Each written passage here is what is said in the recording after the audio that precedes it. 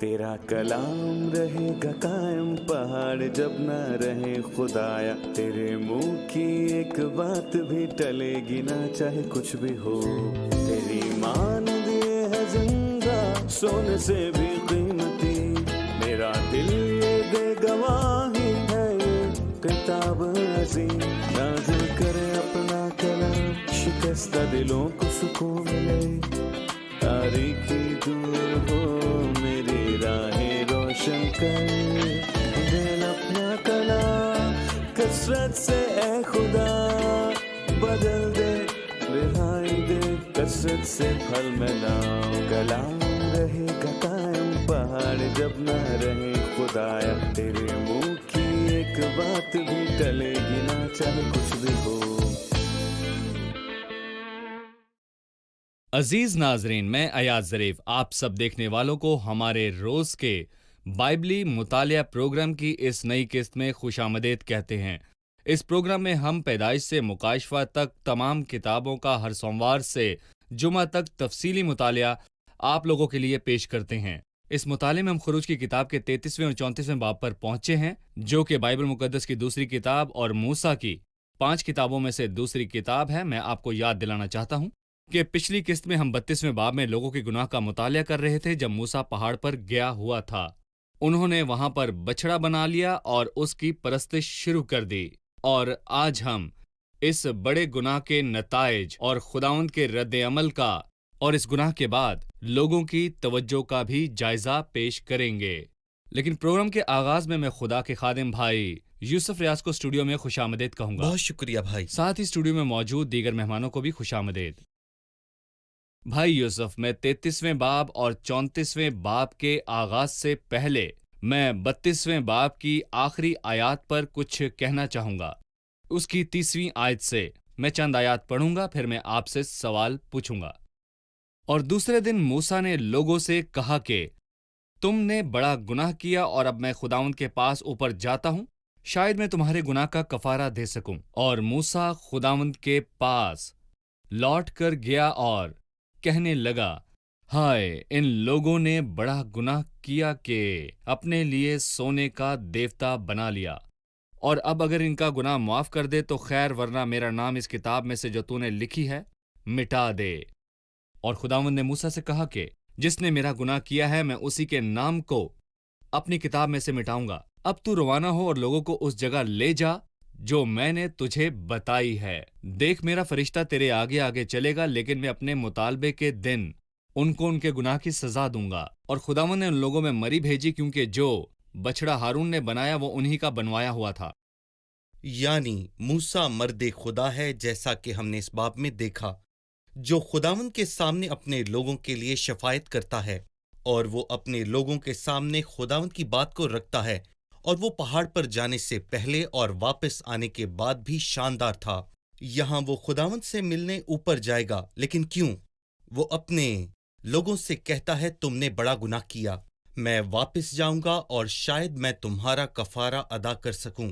मुझे पहले मूसा में एक बहुत बड़ी बात नजर आती है। उसने गुनाह को कम नहीं किया, ना ही उसे नजरअंदाज किया, लेकिन हारून ने ऐसा ही किया। वो जिस तरह के ओहदे पर फाइज था, उसको इस तरह के अल्फाज बिल्कुल भी जेब नहीं देते। नहायत अफसोस की बात है कि उसने कहा कि मैंने उसे आग में डाला और वो बछड़ा निकल पड़ा। लेकिन मूसा फर्क है, उसने अपने लोगों से कहा कि मैं ऊपर जाता हूं और शायद मैं तुम्हारे लिए कफारा अदा कर सकूं।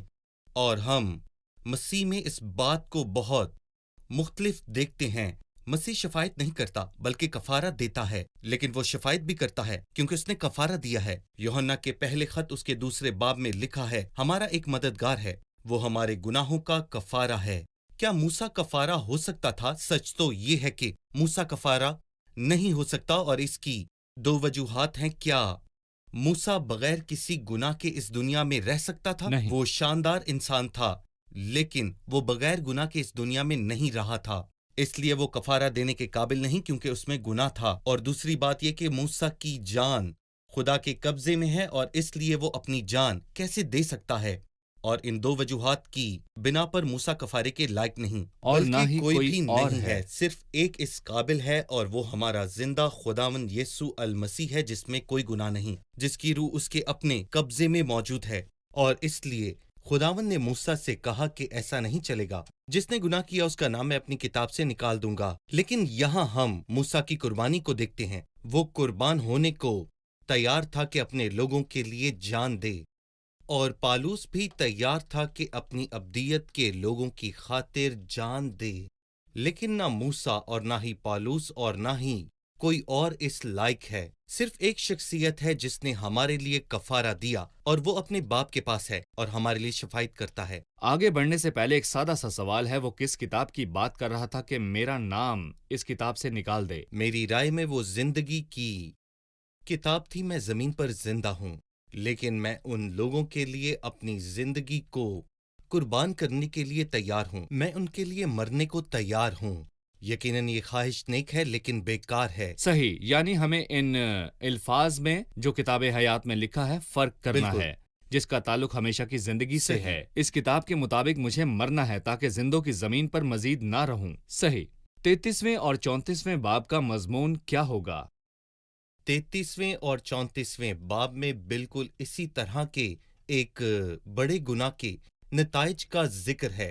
گناہ لوگوں نے کیا، لیکن اس کے باوجود خدا ان کو ملک کنعان میں لے جانے سے انکار نہیں کرے گا، مگر وہ ان لوگوں کے ساتھ جانے کو تیار بالکل بھی نہیں تھا، کیونکہ وہ لوگ گردن کش تھے۔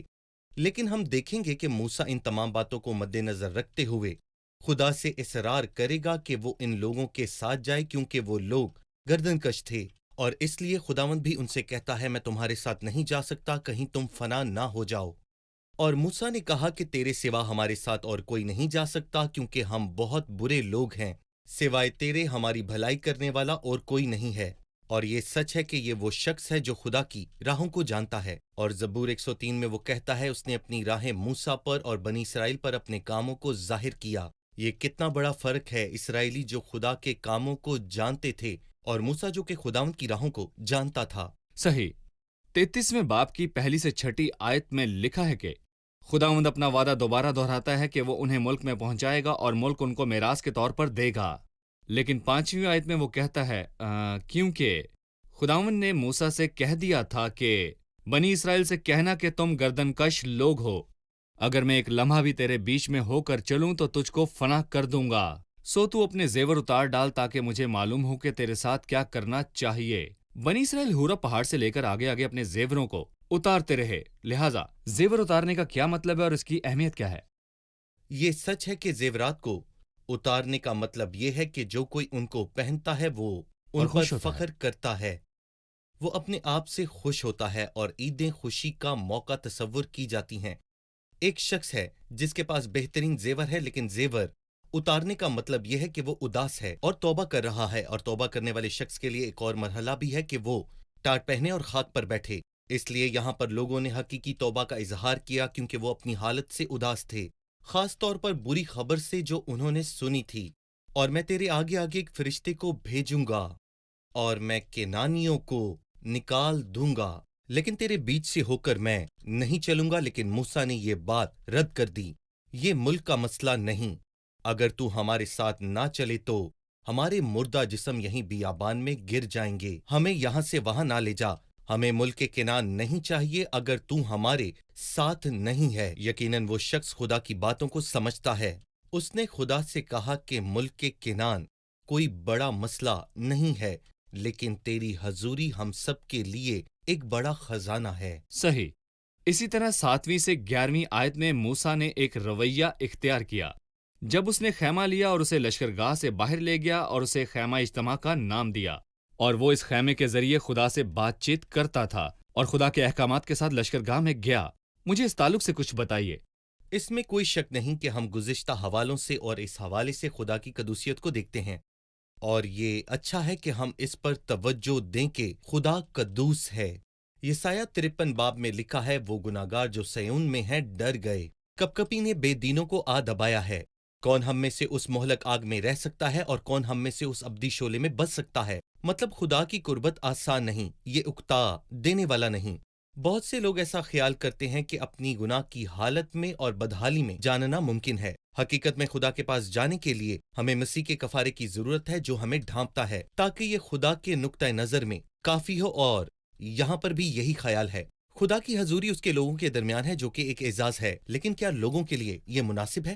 جن لوگوں نے سونے کے بچڑے کی پرستش کی، کیا خدا ان لوگوں کے درمیان رہے گا؟ موسیٰ ایسا شخص تھا جو خدا کے ذہن کو سمجھتا تھا، اس لیے وہ خیمہ کے لشکر کو باہر لے آیا۔ میں یہاں پر زور دے کر یہ کہوں گا، وہ مسکن ہے جو ابھی تک مکمل نہیں ہوا ہے، لیکن موسیٰ جس خیمہ میں خدا کے ساتھ ملاقات کرتا تھا وہ اسے لشکرگاہ سے باہر لے گیا، اور یہ لشکرگاہ بہت بڑا تھا۔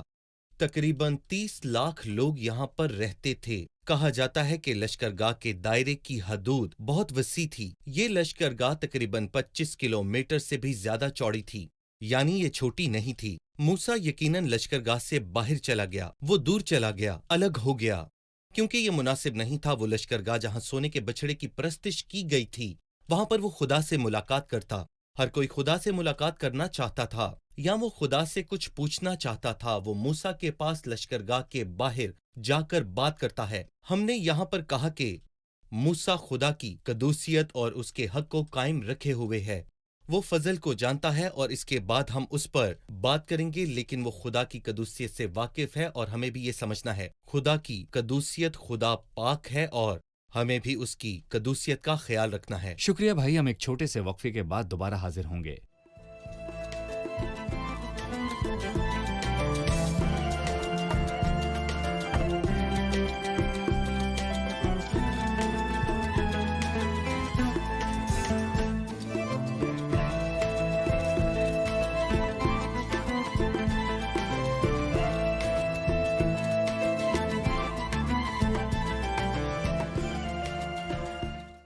تینتیسویں باب کی دوسری آیت، خداوند موسیٰ کو جواب دیتا ہے کہ میں تیرے آگے آگے ایک فرشتہ بھیجوں گا۔ 12ویں آیت میں خداوند نے موسیٰ سے کہا، دیکھ تم مجھ سے کہتا ہے کہ ان لوگوں کو لے چل، پر مجھے نہیں بتایا کہ کس کو میرے پاس بھیجے گا، اور یہ فرشتہ کون ہے اور یہ سوال کیوں کرتا ہے؟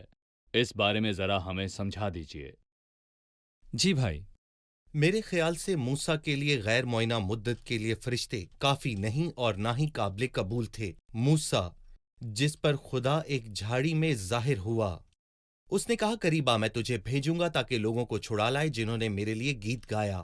اور خروج 15 میں ایک شاندار گیت گایا، تو نے اپنی رحمت سے ان لوگوں کی جن کو تو نے خلاصی بخشی رہنمائی کی، اور اپنے زور بازو سے تو ان کو اپنے مقدس مکان میں لے چلا ہے۔ تو ان کو وہاں لے جا کر اپنی میراث کے پہاڑ پر لگائے گا، اور تو ان کو اسی جگہ لے جائے گا جس جگہ پر تو سکونت کرے گا۔ گویا موسیٰ یہ کہہ رہا تھا کہ تیرے سوا ہمارے ساتھ کوئی سفر نہیں کرے گا، اور یہ بات چیت اگلی آیت میں واضح ہے کہ اگر تو ہمارے ساتھ نہ چلے تو ہمیں یہاں سے آگے نہ لے جا، کیونکہ یہ کیوں کر معلوم ہوگا کہ مجھ پر اور تیرے لوگوں پر تیرے کرم کی نظر ہے۔ کیا اسی طرح سے نہیں کہ تو ہمارے ساتھ ساتھ چلے؟ یعنی موسیٰ مضبوطی سے قائم تھا کہ صرف فرشتہ نہیں جو ہمارے ساتھ آگے راستہ صاف کرتا چلے، مطلب یہ کہ ہم چاہتے ہیں کہ تو ہمارے ساتھ ہو، ورنہ ہمیں اور کچھ نہیں چاہیے۔ موسیٰ مجھے پسند ہے کیونکہ وہ خداوند کو چاہتا تھا، جی، وہ اس کا ساتھ چاہتا تھا، وہ بہت خداوند کو اور زیادہ جاننا چاہتا تھا۔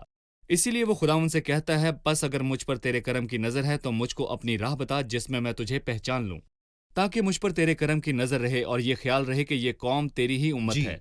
وہ خداوند کو چاہتا ہے اور وہ خداوند کو جاننا چاہتا ہے، اور وہ اس کے صحیح، کرم کی نظر بالکل۔ چاہتا ہے، لوگوں کی نظر نہیں چاہتا، بلکہ خدا کے کرم کی نظر، تاکہ وہ خداوند کو جانے۔ اور خداوند نے اسے یقین دلایا اور کہا، میں تیرے ساتھ چلوں گا، تجھے آرام دوں گا۔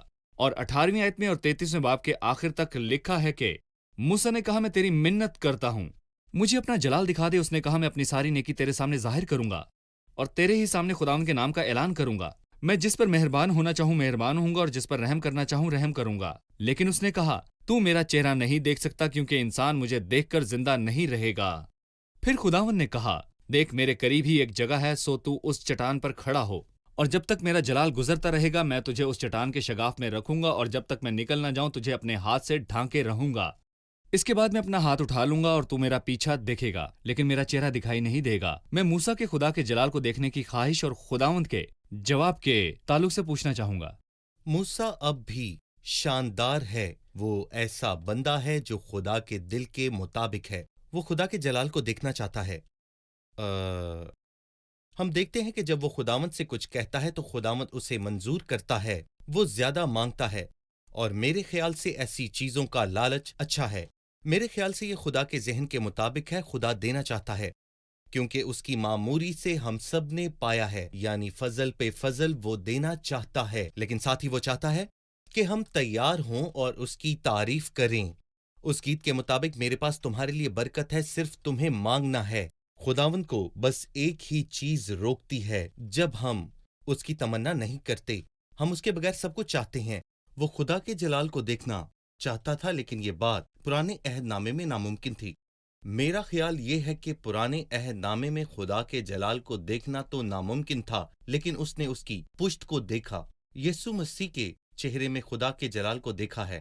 یسوع جو کلام ہے اور جو مجسم ہوا اور ہمارے درمیان رہا، اور ہم نے اس کا ایسا جلال دیکھا جیسے باپ کے اکلوتے کا جلال، جو فضل اور سچائی سے معمور ہے۔ موسیٰ نے یہاں کیا خواہش کی اور ایوب نے 33ویں باب میں کیا کیا، اور مقدسین نے کیا خواہش کی، ہم نے اس بات کی خوشی کو محسوس کیا اور ابدیت تک ہم کرتے رہیں گے۔ یہاں ایک بات اور ہے، چونکہ تو مجھے دیکھنا چاہتا ہے، اور اس بات کا ایک حل اور ہے۔ پہلے تو چٹان میں ہو کر دیکھے گا، اور یہ چٹان مسیح ہے۔ چٹان کے شگاف میں، یعنی چٹان کے شگاف میں، اور چٹان کو مارنا ضروری تھا تاکہ اس میں شگاف پڑ جائے، اور میں تجھے چٹان کے شگاف میں رکھوں گا اور تجھے ڈھانپ لوں گا، میں تجھے اپنے ہاتھ سے ڈھانپوں گا۔ اس لیے مسیح کا تجسم ضروری تھا، اور یہ کہ وہ اپنے کفارے کے کام کو مکمل کرے، اور مسیح کے تجسم اور کفارے کے باعث ہی ہم خدا کے جلال کو دیکھنے کے قابل بنے ہیں، لیکن ہم اس کی زیادہ قدر نہیں کرتے۔ لیکن یہ خدا کے بیٹے کا تجسم ہے جو اس نے صلیب پر لعنتی موت اٹھائی، اسی کے وسیلہ سے ہم خدا کے جلال کو دیکھ پائے ہیں۔ کیا یہ ممکن بات ہے؟ اگر یہ سوال ہے تو اس کا جواب ہے جی ہاں، اور یہ جواب ہمیشہ رہے گا۔ یقیناً ہم سوچتے ہیں کہ دراصل یہ فضل کا منظر ہے، جی، بلکہ یہ اظہار کہ میں اپنی ساری نیکی تیرے سامنے ظاہر کروں گا۔ اس کا تعلق دھوئیں یا گہری تاریکی سے نہیں ہے، بلکہ فضل کا سایہ ہے جو اس کی حضوری ظاہر کرتا ہے۔ بلکہ یہ کہنا مناسب ہے کہ خدا کا ہاتھ نہیں ہے، نہ ہی اس کی پشت ہے اور نہ ہی چہرہ ہے۔ یہ جی، کہنا کہ تو میری پشت دیکھے گا اور پیچھے سے دیکھے گا، خدا روح ہے۔ بالکل۔ موسیٰ نے خدا کے جلال کی آخری چیز کو دیکھا جب وہ گزر رہا تھا، کیونکہ چٹان کے شگاف میں تھا۔ وہ کہہ رہا ہے کہ میں تیرے جلال کو دیکھنا چاہتا ہوں۔ اس نے کہا کہ میں اپنی ساری نیکی تیرے سامنے رکھوں گا اور تیرے ہی سامنے خداوند کے نام کا اعلان کروں گا۔ وہ اسے یہ نہیں کہتا کہ میری آنکھ اس صحیح۔ رنگ کی ہے اور ہاتھ اس رنگ کا بالکل۔ ہے، اور قوم کے ساتھ برتاؤ اور فضل میں تو میرے جلال کو دیکھے گا۔ کیونکہ خدا روح ہے۔ صحیح۔ 34ویں باب کا پہلا حصہ یہ پہلی آیت سے شروع ہو کر 28ویں آیت پر ختم ہوتا ہے، جس میں 2 نئی لوحوں کے تعلق سے بتایا گیا ہے۔ میں چاہتا ہوں کہ آپ ہمیں ان 2 نئی لوحوں کی تحریر کے تعلق سے کچھ بتائیں۔ کتنا بڑا نقصان تھا کہ وہ لوہیں خدا کے ہاتھ کی تخلیق تھیں اور وہ لوہیں توڑ دی گئیں، جو بہت ہی ضروری بات تھی، ورنہ بہت سے لوگ مارے جاتے۔ لیکن موسیٰ نے اچھا کام کیا، لیکن اس کے بعد کچھ چیزیں ہیں جن کو ٹھیک کرنے کی بہت ضرورت ہے۔ پہلی، موسیٰ تو اپنے لیے 2 لوہیں تراش لے اور ان کو تو خود تراشے گا۔ پہلی لوہیں خدا کے ہاتھ کی یادگاری تھی، لیکن اسے تو خود بنائے گا۔ دنیا میں خدا کی نمائندگی کرنے کے لیے ہمیں کچھ کرنے کی بہت زیادہ ضرورت ہے۔ 2 لوہیں تراش، لیکن تحریر خدا خود لکھے گا۔ مطلب یہ کہ میں خود کو تیرے آگے جھکاتا ہوں۔ دونوں لوہوں کو تراشنے کے بعد میں خدا کی روح کے کام کے آگے جھکتا ہوں، تاکہ وہی جو لوہوں پر لکھا گیا تھا وہ میرے اندر لکھے۔ جی، خدا کے منصوبے میں کوئی تبدیلی نہیں۔ گویا خدا ایمانداروں میں مسیح کے عکس کو دیکھنا چاہتا ہے۔ آپ کو یاد ہے جب مسیح آسمان سے اترا تو وہ کس قدر پیارا اور کس قدر مہربان تھا۔ خدا ہم پر کچھ لکھنا چاہتا ہے، وہی خوبصورت تحریر وہ ہم پر لکھنا چاہتا ہے، اور اسی لیے ہمیں خدا کی نمائندگی کرنے کی ضرورت ہے۔ اور دوسری چیز، اس نے اسے عہد کا صندوق بنانے کے لیے کہا تھا۔ یہ عہد کا صندوق ہی نہیں بلکہ ایک خاص صندوق تھا، اور اس میں شریعت کی 2 لوہیں رکھی گئیں، کیونکہ اگر وہ لوگوں کو دی جاتیں تو وہ انہیں توڑ دیتے۔ ایک نہیں بلکہ بار بار ایسا ہو سکتا تھا۔ انسان ایسا ہی ہے، بس ایک ہی ہے جو اسے قائم رکھ سکتا تھا، جس نے زبور میں یہ کہا کہ تیری شریعت میرے دل میں ہے۔ بس ایک ہی ہے جس نے کبھی حکم کو نہیں توڑا، نہ صرف اس نے کوئی حکم توڑا اور نہ ہی اس نے کبھی خود سے کوئی کام کیا۔ جب شیطان نے اسے بیابان میں آزمایا، ان پتھروں کو کہہ کہ وہ روٹی بن جائیں، کیا تو خدا کا بیٹا نہیں؟ اس نے اسے جواب دیا، مجھے میرے باپ سے کوئی ایسا حکم نہیں ملا کہ میں پتھروں کو روٹی بنا دوں۔ میں اپنے طور پر کچھ بھی نہیں کر سکتا، بلکہ میرا کھانا یہ ہے کہ میں اپنے بھیجنے والے کی مرضی کو پورا کروں۔ شکریہ، ہم ایک چھوٹے سے وقفے کے بعد دوبارہ حاضر ہوں گے۔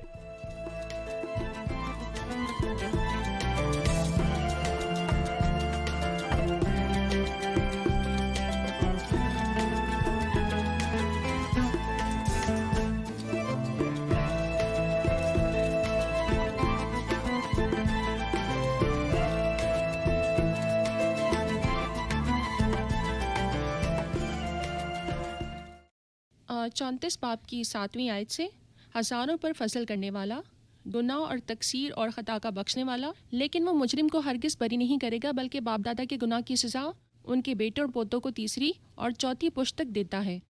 ٹھیک ہے، اگر باپ نے گناہ کیا ہے تو اس کے بیٹے اور پوتوں کا کیا گناہ ہے؟ جی بھائی، یہ بہت اچھا سوال ہے، میں اس کا جواب دوں گا، لیکن پہلے میں 7ویں آیت پر آپ کی توجہ دلانا چاہتا ہوں۔ گناہ اور تقصیر اور خطا کا بخشنے والا، لیکن وہ مجرم کو ہرگز بری نہ کرے گا۔ یہ بات سچ ہے کہ اس سوال کا جواب ہمیں صلیب پر ملتا ہے، کیونکہ صلیب پر وہ بخشنے والا ہے، لیکن مجرم کو وہ بری نہیں کرتا۔ کیوں؟ کیونکہ اس نے مسیح سے اس کا اختیار لے لیا۔ مجرم کی سزا کے طور پر جب وہ صلیب پر لٹکا ہوا تھا، صلیب پر اس کا جواب ہے، وہ گناہ اور تقصیر کو بخش رہا ہے، لیکن وہ مجرم کو بے سزا نہیں چھوڑے وہ اسے گا، چھوٹ نہیں دیتا۔ کیونکہ وہ عادل اور راست ہے۔ اب بنیادی سوال یہ ہے کہ باپ دادا کے گناہ کی سزا ان کے بیٹوں اور ان کے پوتوں اور ان کی چوتھی نسل تک وہ دیتا ہے۔ اگر ہم 20ویں آیت پر واپس جائیں جس کے تعلق سے ابھی ہم نے بات کی، اور 5ویں آیت میں خدا کے الفاظوں کو پڑھتے ہیں، لکھا ہے، کیونکہ میں خداوند تیرا خدا غیور خدا ہوں، اور جو مجھ سے عداوت رکھتے ہیں ان کی اولاد کو تیسری اور چوتھی پشت تک باپ دادا کی بدکاری کی سزا دیتا ہوں۔ اس سوال کا جواب ہے جو مجھ سے عداوت رکھتے ہیں۔ اس لیے اگر بچے اور ان کے بچوں کے بچے اپنے باپ دادا کے نقش قدم پر چلیں اور بری راہوں پر چلیں، اس کا مطلب ہے کہ خدا ان کو ان کے باپ دادا کے گناہوں کی سزا دے گا، لیکن اگر وہ توبہ کریں تو خدا ان کو معاف کرے گا، بالکل انہی کی طرح جو ہزاروں لاکھوں ہیں جن کو خدا معاف کرتا اور ان پر رحم کرتا ہے۔ میرا ایک سوال ہے، شاید آج کل کے معاشرے میں یہ انسانی حقوق، انصاف اور رحم کے خلاف ہے، جیسا کہ 11ویں آیت میں کہا گیا ہے، جو حکم میں تجھے دیتا ہوں تو اسے یاد رکھنا، میں اموریوں اور کنانیوں اور ہتیوں اور فرزیوں اور ہویوں اور یبوسیوں کو تیرے آگے سے نکالتا ہوں۔ سو تو خبردار رہنا کہ جس ملک کو تو جاتا ہے اس کے باشندوں سے کوئی عہد نہ باندھنا، ایسا نہ ہو کہ وہ تیرے لیے پھندا ٹھہریں، بلکہ تو ان کی قربان گاہوں کو ڈھا دینا اور ان کے ستونوں کے ٹکڑے ٹکڑے کر دینا اور ان کی یسیرتوں کو کاٹ ڈالنا، کیونکہ تجھے کسی دوسرے معبود کی پرستش نہیں کرنی ہوگی، اس لیے کہ خداوند جس کا نام غیور ہے وہ خدائے غیور بھی ہے۔ میں ان الفاظ کے تعلق سے کچھ کہنا چاہوں گا کہ پرانے عہد کا خدا کون ہے جو قتل کرنے، خون بہانے اور ستون گرانے کا حکم دیتا ہے؟ آپ اس کے بارے میں کیا کہیں گے؟ در حقیقت ایک بدکار کو قتل کیا جانا بہت اہم ہے۔ اگر ایک بدکار شخص جو لوگوں کو ڈراتا اور انہیں پریشان اور تنگ کرتا ہے، اگر وہ قتل کر دیا جائے تو ہم بہت خوش ہوں گے، بلکہ یہ خوشی کی بات ہے اور ہم خوش ہوں گے۔ قانون اور انصاف کا تقاضا پورا بالکل، ہوا۔ اس لیے نہیں کہ خدا خونی ہے اور تشدد کو پسند کرتا ہے، بلکہ وہ لوگ بدکار تھے اور وہ معاشرہ بہت ہی خطرناک تھا۔ یہ بالکل ایک ڈاکٹر کے جیسا ہے جو کہ جسم کے ایک حصے کو کاٹ دیتا ہے اور آپ یہ کہتے ہیں کہ ڈاکٹر صاحب یہ تو میرا بہت زیادہ قیمتی حصہ ہے جسے آپ نے کاٹ دیا ہے، لیکن ڈاکٹر کہتا ہے کہ یہ آپ کے باقی جسم کے لیے خطرہ ہے۔ بالکل اسی طرح کچھ لوگ ایسے ہوتے ہیں جو آپ کے معاشرے کے لیے بہت زیادہ خطرہ ہیں اور ان کا تباہ کیا جانا بہت زیادہ ضروری ہے، جیسا کہ مکاشفہ کے 11ویں باب میں لکھا ہے کہ زمین کے تباہ کرنے والوں کو تباہ کیا جائے، یہ ان کا انصاف ہے، اور یہ بھی لکھا ہے کہ خدا ایسا ضرور کرے گا۔ اور یہاں پرانے عہد نامے میں اس نے ایسا ہی کیا، اس نے یہ کیا کہ یہ لوگ بہت برے اور ناپاک تھے کہ 21ویں صدی میں ہم اس کا تصور بھی نہیں کر سکتے۔ افسوس یہ ہے کہ ہم آگاہی کے پہلے کے دور کی صدیوں میں واپس لوٹ گئے ہیں، لیکن خدا ان بدکار اور برے لوگوں کو تباہ کر کے اس دنیا کو چھڑانے والا ہے۔ میرا خیال ہے کہ یہ خدا کا رحم ہے، اور جب آپ 36واں زبور پڑھتے ہیں تو اس میں تقریباً 26 مرتبہ یہ دہرایا گیا ہے کہ تیری شفقت ابدی ہے، لیکن خدا نے بیسان کے بادشاہ کو مارا، لیکن اس کی شفقت ابدی ہے، لیکن وہ کسی کو بھی مار سکتا ہے، اور یہ خدا کا رحم ہے کہ وہ بدکار اور برے لوگوں کو مارتا ہے، لیکن اس کا پیار سب کے لیے یکساں ہے۔ ہم اپنے ناظرین کو یاد دلانا چاہیں گے کہ یہ لوگ جس ملک میں داخل ہوں گے یہ شروع ہی سے ان کا تھا، اور جو لوگ اس میں بسے ہوئے تھے وہ اس پر قبضہ کیے ہوئے تھے۔ اگر ہم پیدائش 10 پڑھیں تو ہم جان پائیں گے کہ ان لوگوں کی جگہ ملک کنعان نہیں تھی، بلکہ یہ خداوند کی میراث اور خداوند کے لوگوں کی میراث پر قابض ہو گئے تھے، اور انہوں نے ملک کو بت پرستی سے اور اخلاقی ناپاکی سے بھر دیا تھا۔ اس لیے ضروری تھا کہ خداوند اس ملک کو صاف کرتا اپنے لوگوں کے لیے، اور آئندہ وہ خبردار رہیں اور ان قوموں جیسے کام کرنے نہ لگ جائیں۔ لیکن افسوس کہ خدا کے لوگوں نے اس کی پرواہ نہ کی، اور وہ ناکام ہوئے اور ان پر آفتیں نازل ہوئیں۔ خدا کسی کی طرفداری نہیں کرتا۔ صحیح۔ 29ویں آیت سے باب کے آخر تک ایک اور صورتحال کے تعلق سے بات کی گئی ہے، اور یہ نہایت شاندار منظر ہے۔ موسیٰ پہاڑ پر ہے اور اس کے چہرے کی جلد خداوند کے حضور چمکنے لگی۔ آپ کیا کہیں گے؟ کسی نے اس حوالے کی تفسیر کر کے کہا کہ ٹوٹا دل اور چمکتا چہرہ، ٹوٹا ہوا دل موسیٰ کا ہے، اور جو کچھ لوگوں نے موسیٰ کے ساتھ کیا میرا خیال ہے وہ اسے کبھی نہیں بھول سکا۔ لیکن خداوند کے پاس بیٹھنے کے بعد جب وہ پہلی دفعہ نیچے آیا تو اس کا چہرہ پریشان تھا۔ 40 دن تک وہ خدا کے ساتھ رہا، لیکن اس نے خدا سے سنا کہ تیرے لوگ بگڑ گئے ہیں، جس کا میں نے ان کو حکم دیا وہ اس سے پھر گئے ہیں، اور اس مرتبہ اس نے 40 دن تک کچھ نہ کھایا تھا۔ لیکن جب وہ واپس آیا تو وہ کھڑا بھی نہ ہو سکتا تھا، لیکن اسرائیل کے لوگ اس کے چہرے کا جلال دیکھ نہ سکتے تھے۔ میں ان 3 آیات کے درمیان ایک تعلق جوڑنا چاہوں گا۔ اس کا چہرہ چمک رہا تھا ان باتوں کی وجہ سے جو موسیٰ خدا سے کرتا تھا، اور 29ویں آیت میں لکھا ہے، اسے خبر نہ تھی کہ خداوند کے ساتھ باتیں کرنے کی وجہ سے اس کا چہرہ چمک رہا تھا، کیونکہ وہ خداوند کے سامنے بیٹھا رہا اور اس نے خداوند سے باتیں کیں۔ اور 34ویں آیت میں دوبارہ لکھا ہے کہ جب موسیٰ خداوند کے سامنے جاتا تو باہر آنے کے وقت تک اپنے نقاب کو اتار رہا تھا، اور لکھا ہے کہ جب تک موسیٰ خداوند سے باتیں کرنے نہ جاتا وہ اپنے منہ پر نقاب ڈالے رکھتا۔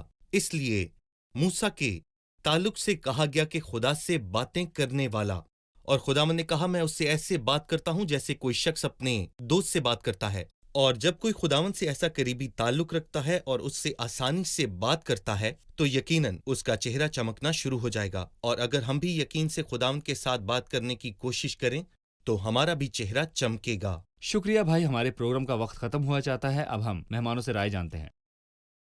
آج کے پروگرام سے آپ نے کیا سیکھا؟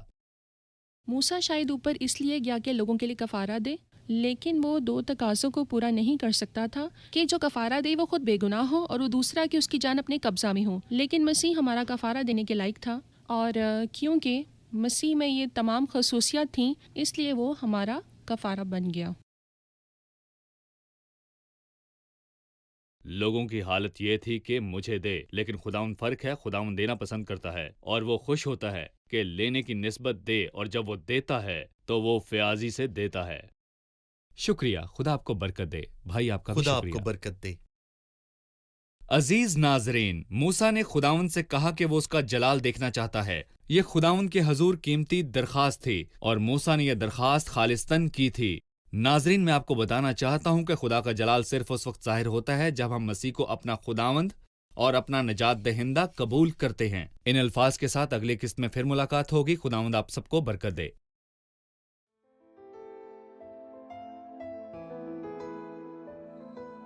تیرا کلام رہے گا قائم، پہاڑ جب نہ رہے خدایا، تیرے منہ کی ایک بات بھی ٹلے گی نہ چاہے کچھ بھی ہو۔